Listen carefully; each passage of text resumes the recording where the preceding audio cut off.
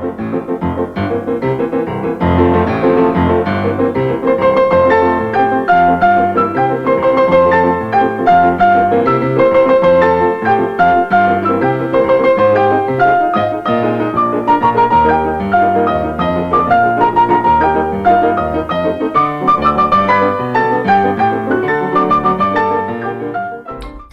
was a piano duet called Mystique, and it was composed by Jeremy Nicholas. Today I am speaking to the actor, broadcaster, writer and classical music critic Jeremy Nicholas, whose book, The Great Piano Makers, was published this spring. Jeremy, it's great to have you on the Pianist podcast today. Well, thank you very much, Erica. It's lovely to be invited. Oh, thank you. You're a man of many talents. We'll get onto that later. But let's start with your new book, The Great Piano Makers. It's a big undertaking. Yeah. Yeah. Why did you go about writing a book about all the piano makers? Well, the origins of it are rather prosaic, I'm afraid, in that I was commissioned by some publication, another magazine, out of the blue, the editor said, would I be interested in writing a history of Bösendorfer? And I thought, I don't know, really. I'm not sure.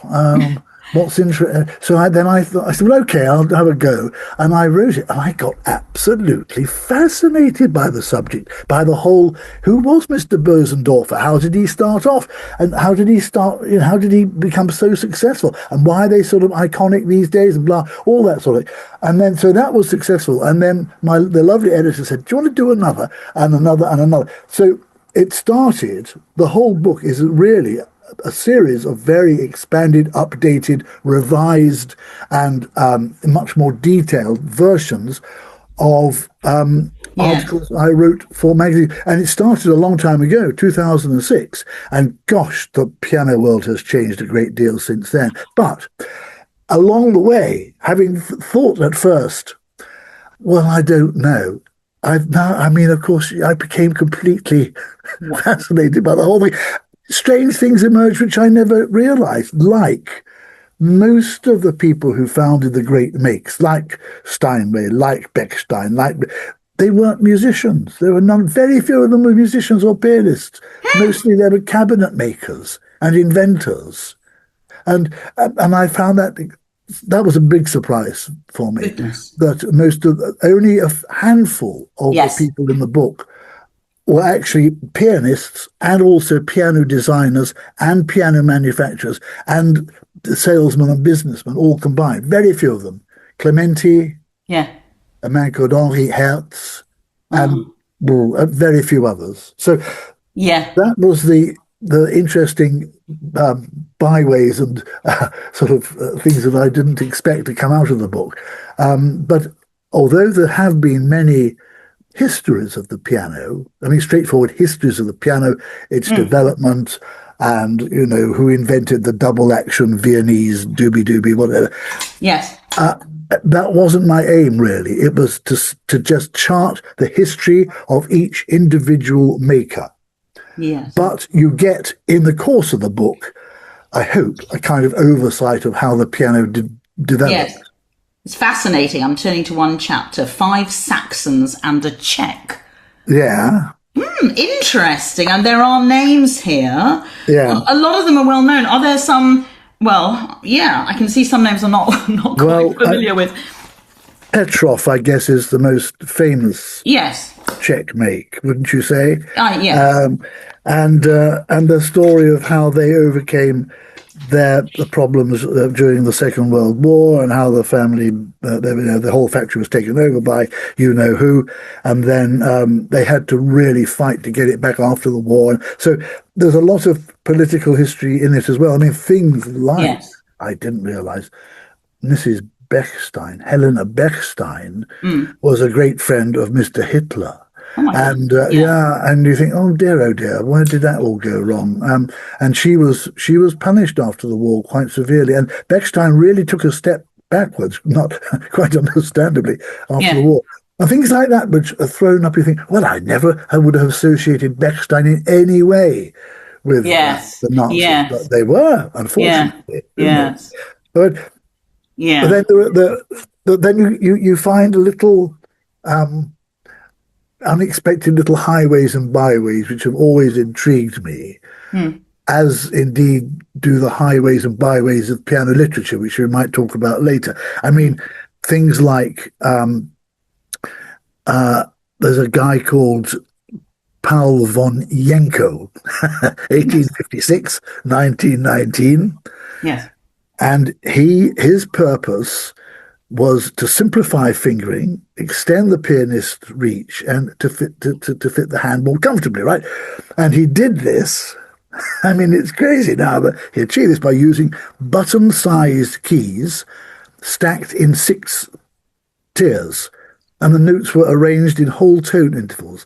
So the first row was firsts, thirds, and fifths, Hmm. a whole tone scale, and the second layer was fourths and sixths, Woo. and a whole tone scale beginning with C sharp. And in fact, you could then easily, if you had difficulty in stretching an octave, you could easily then Yeah. stretch a tenth on this keyboard. But because it's crazy. My goodness. Does one exist today? Does one exist? Yeah. Where It's never built, but I mean, it's Oh, it was never built. I mean, it was built. I mean, it was never. It was built, but it never caught on. I mean, it was Okay. crazy. Nobody was ever going to do that. But I mean, there are also things like quarter tone pianos, with 2 keyboards. One was black and white notes, and another keyboard was red and brown with the quarter tone notes in between the black and white ones. Oh my goodness. Who's going to buy that? So, well, it's so interesting now because now narrower keyboards are being introduced, for people with small hands. So I guess... Yes, but you see that exactly, all the way through the piano's history, you find these strange little inventions. People have thought, oh, let's try that. Somebody built a hexagonal piano. Yes. And another one to fit into a corner, and strange things like that. And then you get the giant pianos. There was one built in 1935, I'm going to say, to celebrate the silver jubilee of King George V, and that was 11 foot 8 inches long, where most concert pianos are about 8-9 feet. Whoa, that's a huge instrument. It was, and I mean, there is film of it being played by Billy Mayle, the syncopated pianist, on YouTube, and you can watch him playing this. It's an enormous piano, but you know the extraordinary thing, Erica, nobody knows where it is. It's disappeared off the face of the earth. Oh, I hope it hasn't been chopped into pieces. Well. Unlike the now, which make was it? It was a Bechstein, I think, that was used on the recording on the Queen's. It was used on Bohemian Rhapsody.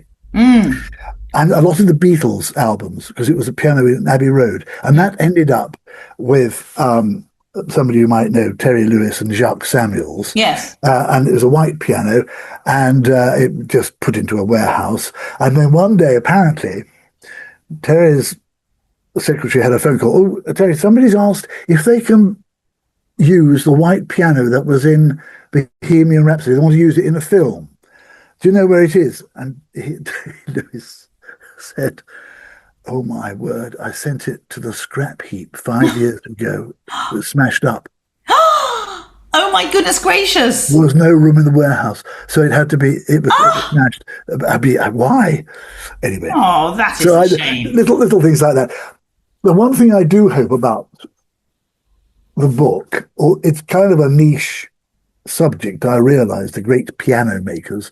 Yeah. But one thing which has been rather nice is that chums of mine have said, do you know, it's a book I really was not interested in at all, but well, they like the way it's written, that it's kind of rather gratifyingly, they say it's sort of come on in, put your toe in the water and swim with me. And they like that. So that was very pleasing, I have to say.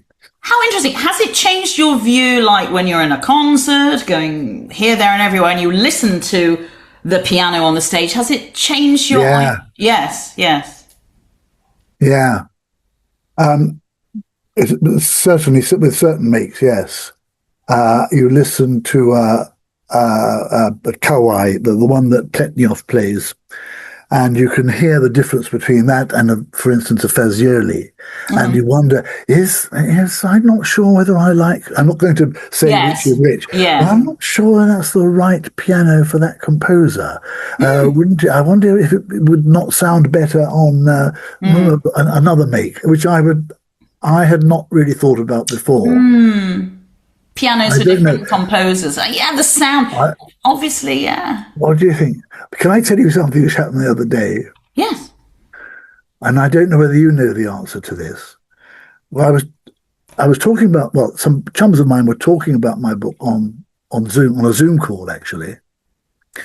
And one of them, who doesn't know anything about music at all, knows a lot about model aircraft and cars and things, but nothing about music. He said, "How did middle C come about, Jeremy?" Well, what is middle C and why is it there? And I said, I'm not prepared to answer that question. I don't know. I have never thought about it. And I should have thought about it for the book, because I looked into it subsequently, and it's very complicated. And absolutely fascinating. It's a mixture of science and musicology and maths and everything. And I thought, perhaps it could be an article in a magazine one day. I don't know. Why is middle C middle C? And simply as a sight reader, as a pianist, of course, it's very useful because it's the one note above the top ledger line in the bass clef. Yes. And it's one note below the bottom line in the treble clef. So that's very useful for notation. That you for a C major scale without any sharps and flats, it's a very useful thing from that point of view. But how did it happens to be in the middle of the piano, but really was it designed to be so? And I'm not going to go into it because it would take another half hour, and I'm frankly not on top of it, of the subject. But isn't it? It's fascinating. You're right. Could you tell me? I know. I couldn't tell you why is it called middle C.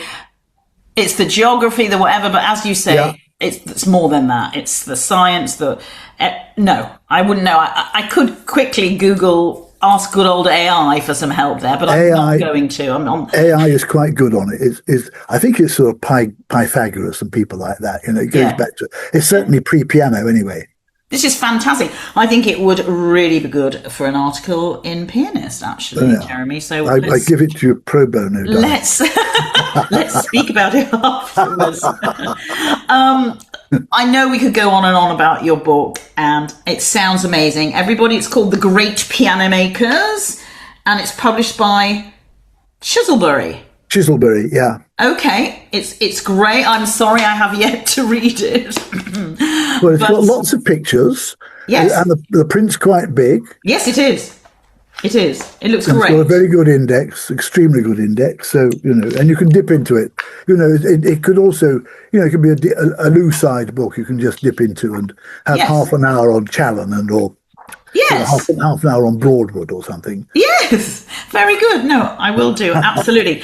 But, we're talking makers, and obviously a lot of them were German, and I believe you're very soon off to the northern part of Germany to a very interesting sounding festival called the Rarities of Piano Music. Tell me about that and why you seem to go a lot to this festival. Yes, I've been very lucky because way back in the late 1990s, I think it was, maybe before, I met this guy called Peter Frungian, who was a German pianist and pedagogue who lives in Berlin. And I met him in Blackheath in London, where there was a wonderful piano festival for a few years put on by a couple of pianists who wanted to program music which is not usually programmed in the concert hall. And I was part of that as I was doing some stuff, some quizzes and some interviews. And so I went to went to all of the concerts, and it was a wonderful festival. They tried to keep it going, but it never worked. Anyway, Peter Frungen said, look, I'm doing the same thing as this in Germany, in this little place called Husum, but it's just devoted. The Blackheath one had chamber music and all sorts of other things. This is just piano solo by and large. And he said, I've been going since 1987. Yes. We go for 1 week from Saturday to Saturday. We have basically one recital a day. And you only pianists who can offer a program of piano music which is not generally heard in the concert halls of the world or on record are invited. So if you offer a program of the Moonlight Sonata, followed by the Liszt Sonata and the Rachmaninoff B flat, you're not going to get invited. But if you say, I would like to give you a program of, let's say, Chaminade and a Moskovsky, and I'm just snatching some names out of the air, and all these guys who do not generally get then if you can put together an interesting program, and you're an extremely good pianist, that's a high criteria, and he sets a very high bar, I have to say. Yes. Then you get invited.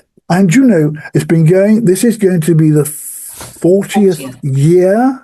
Yes. And it continues to fascinate people. They come from all over the world. All the concerts are always sold out.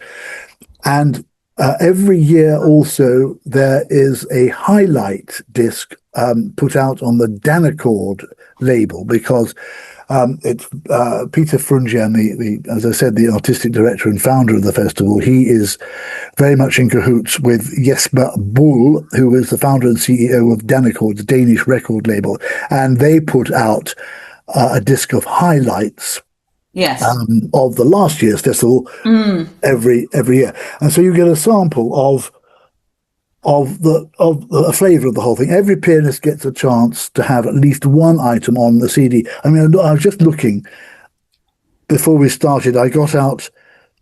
There's a new one coming out this week, I think. But the last year, you see, you have things like, I mean, how many people have ever heard of a composer called Ilmari Hanikainen? No.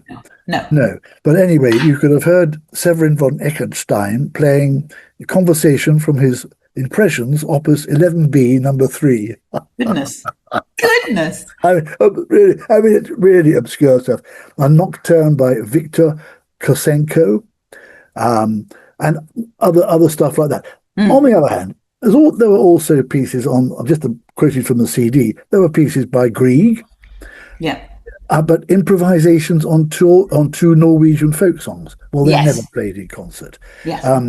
Claire Hammond, lovely British pianist, she played Chaminade's Etude Romantique, which is lovely piece. Nobody ever plays it. So you get every year you get a huge range of pieces which nobody ever plays anywhere else. And I just think it's so refreshing to have that, rather than, you know, another Appassionata and another, well, great as that music is. You know, nobody's saying we don't want to hear any more Beethoven sonatas or any more Mozart or whatever. Nobody's saying that. But let's broaden the net a bit and widen the literature, so that, and it might encourage other people in concert halls all over the world to invite pianists to play outside the normal repertoire. Yes. I know, as I'm sure you do, many pianists who have got a huge repertoire which they would love to play but can't program because the halls say, no, we want some Chopin, please. Yes. Of course, you know, everybody loves Chopin, but let's go a bit further, because there is this huge treasure box of music, which is, we're only just skating on the surface, especially my particular area of interest, the 19th century. There's a huge pile of stuff which nobody's heard. And my thing about that, which I do bang on about, is that a lot of it was very popular at the time. People loved it. I know fashions change, tastes change, music develops. But at one time, whatever, somebody's little etude or some little fantasy was really popular. And if it was thought highly of in that day, then I think, it deserves another chance today. Let's hear it. Let's hear what they thought of it in 1820. Well, some of it's kind of having a revival again. I mean, obviously, Godowsky is quite well known now, and you've done a biography on him, the pianist. But again, he's not, not in concert halls every day, is he? The music of Godowsky. He's played a lot more now than 30 years ago. Yeah. And I'm not saying my book was entirely responsible for it, but it certainly coincided with the book was published in 1989. And it certainly coincided with several people. Konstantin Sherbakov, for instance, who's now recorded the complete works of Godowsky. And most notably, perhaps, Marc-André Hamelin and his really unsurpassed records of Godowsky. And people listen to Hamelin and Sherbakov's recordings, they think, oh, actually, not all of it's great music, by any means, but a lot of it is fascinating to play and to hear. And audiences of kind of, they find it, a lot of the transcriptions they find very interesting and witty and ingenious, challenging sometimes. The original music of Godowsky, perhaps not quite so much, sometimes a bit turgid. And it's not all difficult stuff, is it? In fact, I've just found this adorable piece arranged, Gounod arranged Godowsky, Cavatine. Have you heard of that? No. If I have, I've forgotten it. Well, it's going inside the next issue of Pianist. So, well, he recorded, he arranged so many little pieces for teaching purposes. Yes. And they've never really had any airing at all. Yeah. He wrote poor old Godowsky, he had a very bad time as far as his music was concerned when he was alive, which was 1870 to 1938. He wrote these things called miniatures, 48 duets for teacher and the teacher and the pupil. So the teachers sort of played primo, the difficult bit, and the pupil played secondo. And he was convinced that this was going to change the entire piano world. Rachmaninoff loves them, and my friend Paderewski loves them, and blah blah blah. But they never really did what he wanted, But I think that's one of the Gounod thing is one of those teaching pieces. Okay. Yeah, it's not challenging technically. It's absolutely beautiful, the melody, but it's kind of grade 4, grade 5. It's fantastic. Yeah. For amateur pianists. You've also got a certain special love for the piano music of Alkan. Or Alkan, or Alkan, or however one pronounces it. It's a tricky one, isn't it? Charles-Valentin, there's lots of tongue twister. Charles-Valentin Alkan, or Charles-Valentin Alkan, or I don't know what you say. Yeah. I don't know. Yes, I've always been a huge admirer of Alkan. Poulenc. Oh, stop it. And I'm always been rather perplexed that so many pianists dismiss him or are not interested or think he's not worth bothering with. I personally, and a lot of people disagree with me, and that's fine, I put Alkan on the same level as Chopin and Liszt. I think he's a genius on the same level, and I think a lot of the music he wrote was very far forward thinking, even further forward thinking than Liszt's later work, all those rather strange atonal pieces he wrote late in his life. I think Alkan pushed the boundaries in a different way, but he certainly pushed the boundaries of what's possible. And some very odd pieces amongst his oeuvre, you have to say, really arresting, odd, quirky, eccentric, but musically very compelling and satisfying to listen to. But on top of that,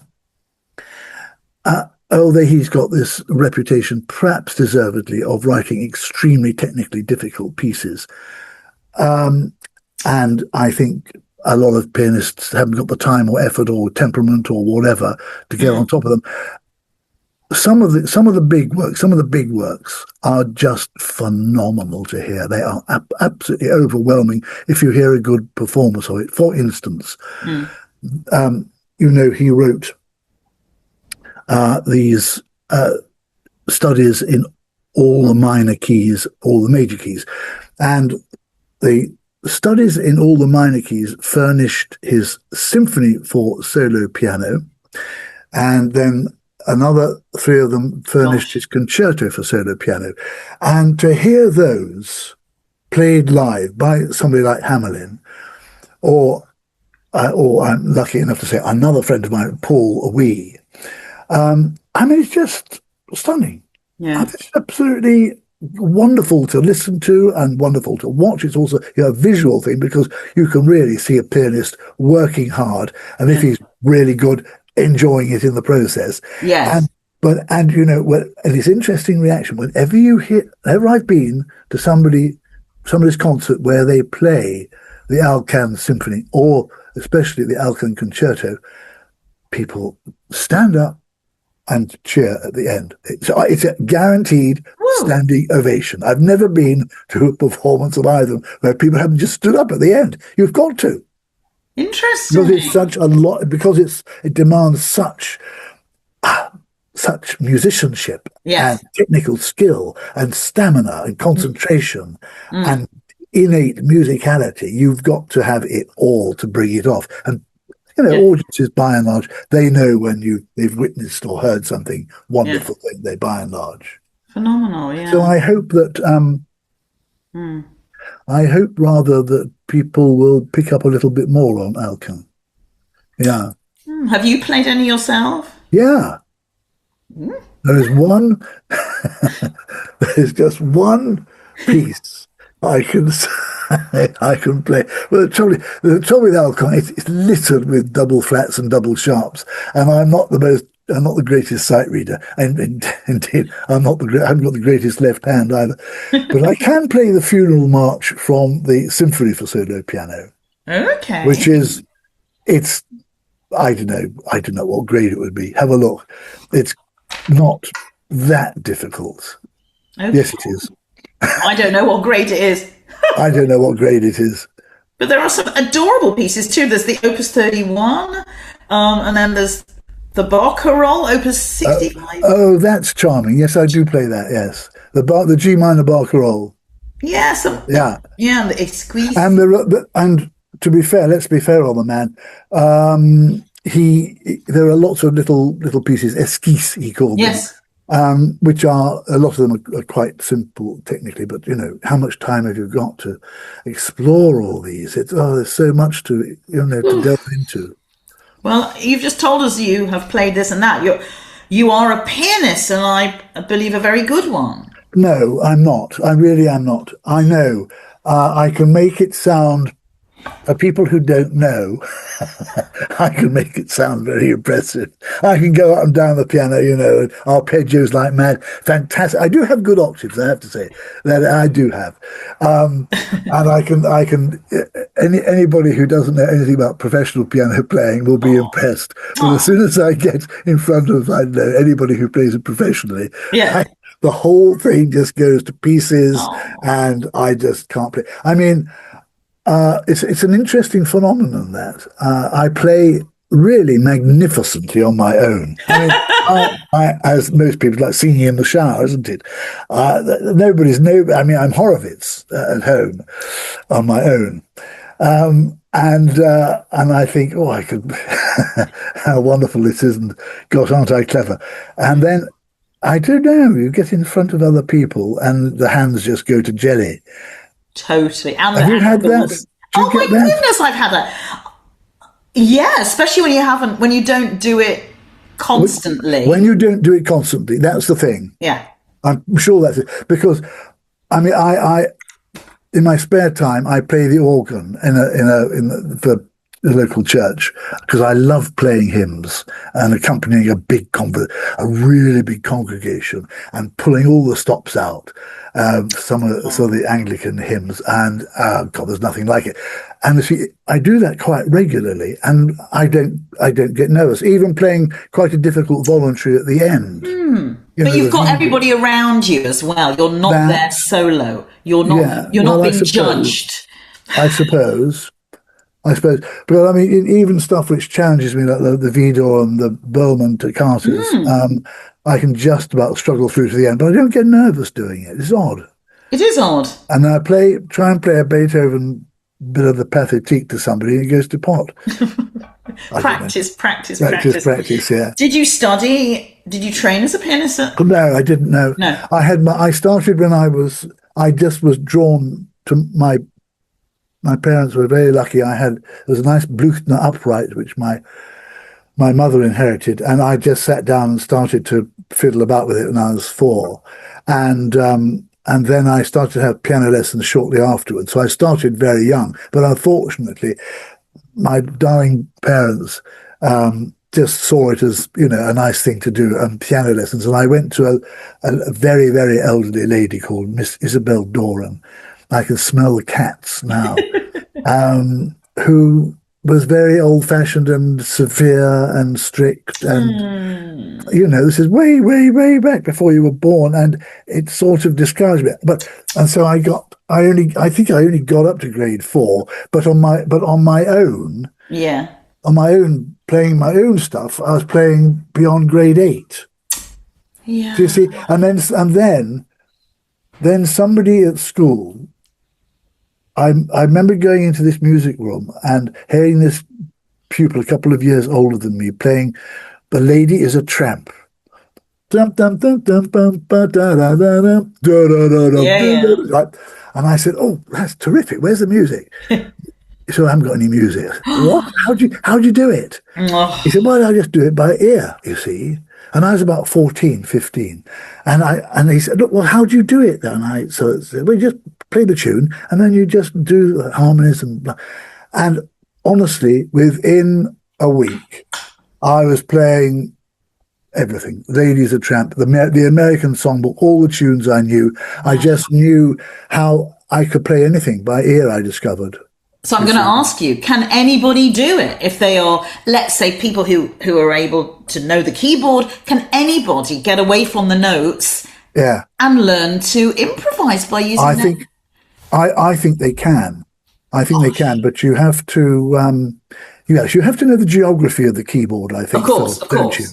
And also it's just interesting to know how the different keys fit together with each other, and how you have to know, I think, how one key can fit and not fit to another, or one triad, if you like, to keep it simple, how one triad might not fit with, you can't follow. And I think if you work hard at it, you can. If you take it slowly, you pick out the tunes on your own, you make mistakes, and you go back and do it again and you get it right. And then you work out what the bass note is.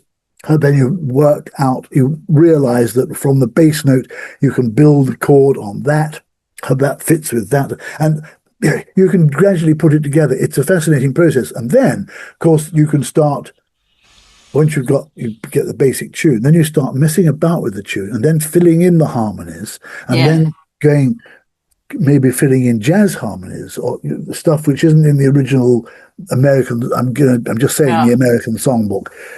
Where you've got straight C major chord. Well, all of a sudden you think, well, what would happen if I put a C 9th or C 13th in there? And that's useful to learn. That's very useful to learn chord symbols if you're playing by ear. And if you get the top line and it says A 7th, and you just instantly know what that's going to mean. And C sharp minor 7th, it doesn't. You don't have to think about it. You know exactly what it's going to be. It takes a bit of time and practice. Yeah. And it's after a bit, it's like with anything else, I don't know, a computer program. If you do it often enough and more frequently, it becomes second nature. Automatic. Goodness. But I do think anybody can play by ear, but didn't do anything for my sight reading skills. Well, there you go. Yeah. And then later on, especially when I started playing the organ, I had to sight read an awful lot of stuff. And so I got back into sight reading. Yeah. That's practicing again, just doing it every day. Yes. Obviously, you learn how to play by ear. Is that how you also got into your own composing? Yeah, absolutely. One thing I do feel fortunate about, Erica, is that, and although it might sound like blowing my own trumpet, I can write a good tune. Well, we've heard one at the beginning of this podcast, and we'll hear another one at the end when we sign off. Oh, bless. Okay, all right. And although it's not a fashionable thing to say, I think the greatest gift that music can give you is melody. Above harmony, above counterpoint, above rhythm, even. I think for music to really last and reach people and speak to people, I think you need melody. And something memorable if you can do it. And it's, as I say, it's not a very fashionable thing at the moment to do that. But because, well, I mean, you listen to most contemporary composers, they seem incapable of writing a melody. Whoops. Tell me, hum me a good tune. Hum me a good classical tune from the last 20 years. You can't.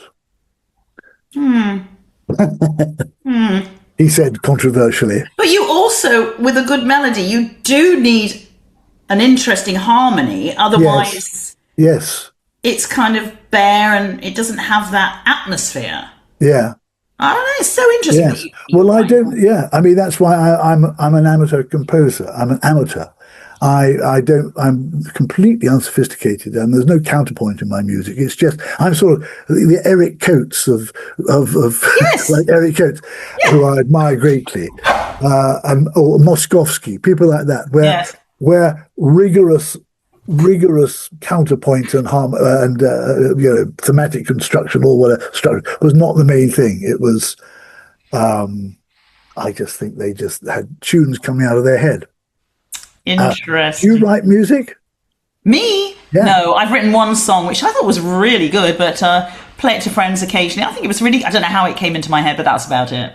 No, I don't know. How did it come into your head? I don't know, but it's really catchy. I'll play it for you. I'd love to hear it. It's a bit Carole King. Oh, great. But do you improvise? No. And that's one thing Why have you never thought of it? I have never thought about it, and I blame it on the way I was taught. I blame, and I think a lot of us classical pianists, the score is God, and we rely too much on the score. And I wish I'd have dabbled a bit. I wish, I speak to people who played for ballet classes. It depends what you do, isn't it? If you play chamber music a lot and you've got to be there and transpose, maybe all these keyboard skills I think are so important, and that's not one of my strongest, things. Yeah. With regards to playing. But you've never had the desire to do that. Not really, no. No. Not really. And do you listen to other music other than classical? Very little. Bit of jazz. Jazz. World. But we're talking about you, Jeremy, not me. Well, I didn't know it was interesting. We've only got about a minute left. Oh, no. I could go on. I'm really sorry.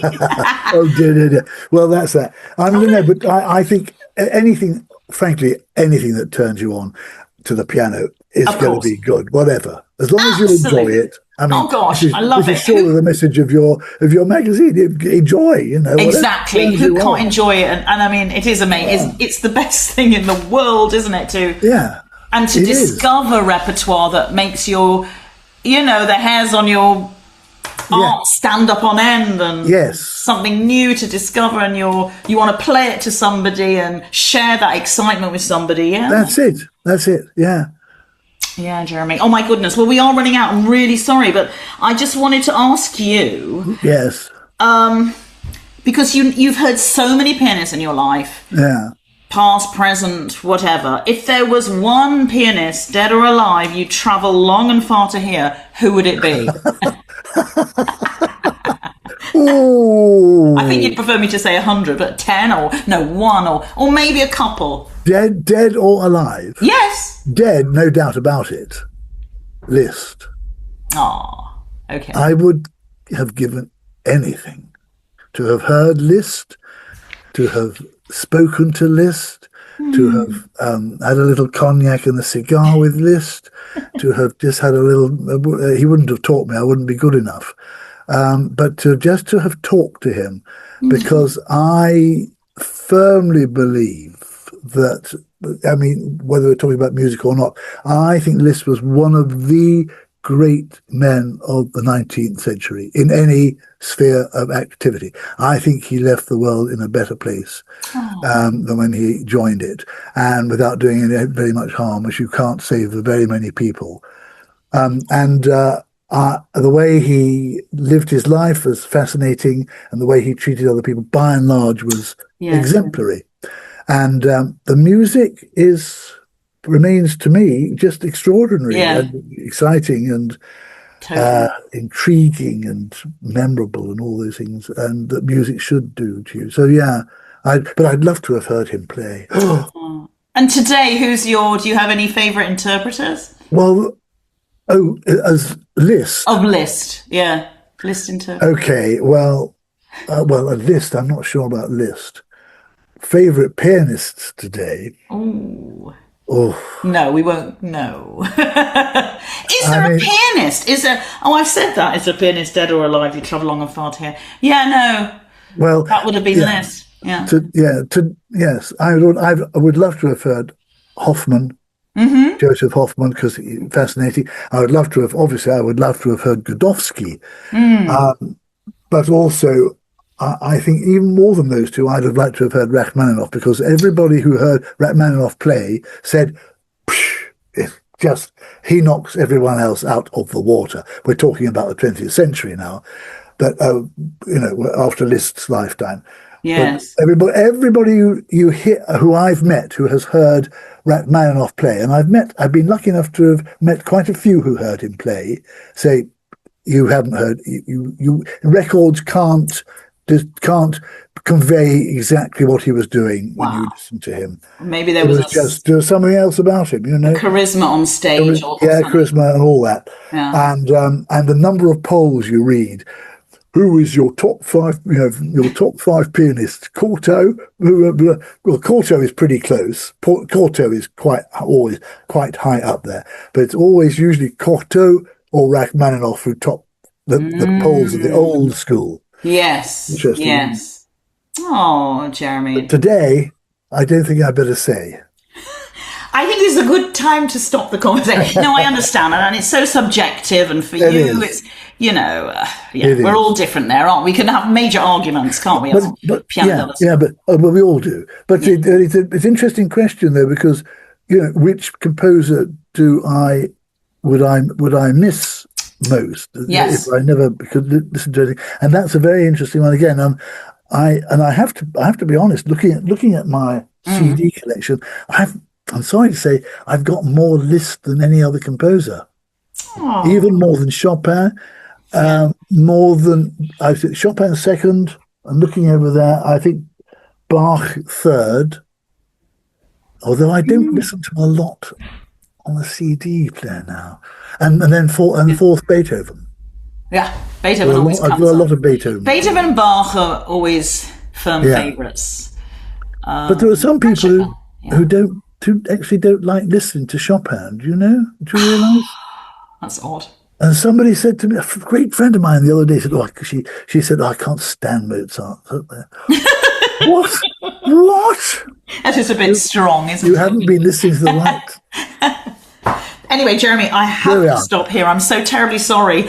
So am I. But maybe we should do a part two. Let's do a part two next year when you've brought out another book. Of which I have to say there is one apparently coming out.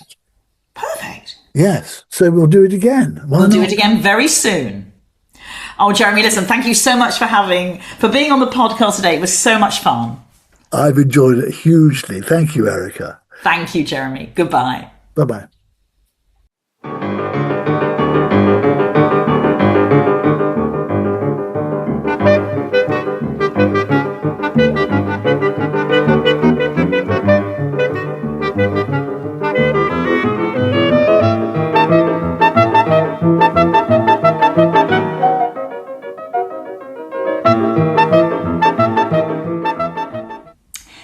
That was Carphology, and it was composed and performed by Jeremy Nicholas on the piano with Bill Jackman on saxophone. Pianist podcasts are free, and a really good way to support what we do is by subscribing to Pianist. Visit our website at pianistmagazine.com and listen to us on YouTube by searching Pianist Magazine. And don't forget to sign up to our newsletter, which is full of extra playing tips and useful information. Go to pianistmagazine.com to find out how to sign up.